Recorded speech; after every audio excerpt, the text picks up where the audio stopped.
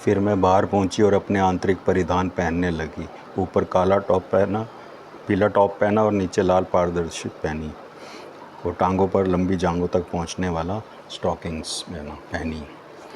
पैरों में वेलवेट के जूते थे।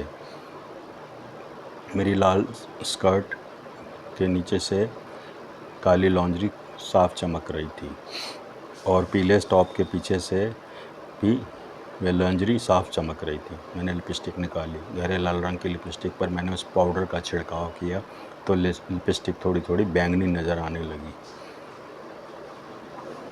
मैंने वो लिपस्टिक अपने अधरों के अग्रभाग पर लगाई और अधरों की मदद से ही उसकी पूरी कोटिंग को एक सार बनाया। दोनों अधरों के एक दूसरे पर मालिश की। अब शारीरिक रूप से मैं पूरी तरह तैयार थी और काली लॉन्जरी के पीछे से मेरा मक्खन बदन दमक रहा था। तो मोहतरमा मौत की गुड़िया बनी दुश्मनों का नाश करने जा रही है। बॉन्ड मेरे गिर्द चहलकदमी करता चहका। अपने होठों के शीशे में एक दूसरे से रगड़ते, अपनी लिपस्टिक व्यवस्थित करते मैं चहकी, मौत की गुड़िया कहो या जहर की पुड़िया।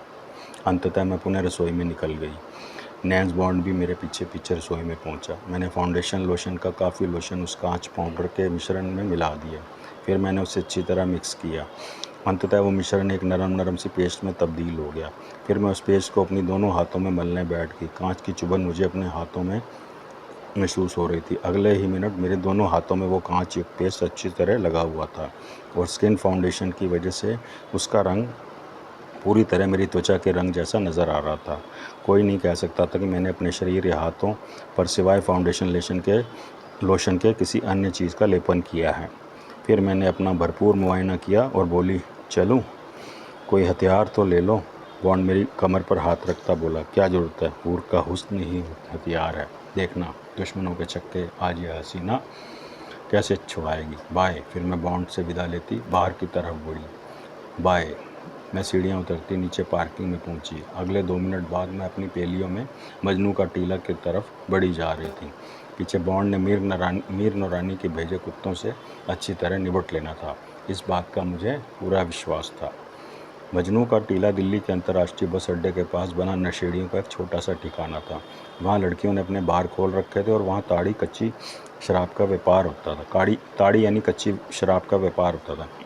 छोटे मोटे कैंपों में ग्राहकों की ताड़ी जैसी सस्ती शराब सस्ते दामों पर मुहैया कराई जाती थी। कई चरस गांजे के शौकीन हिप्पी भी वहां आते थे।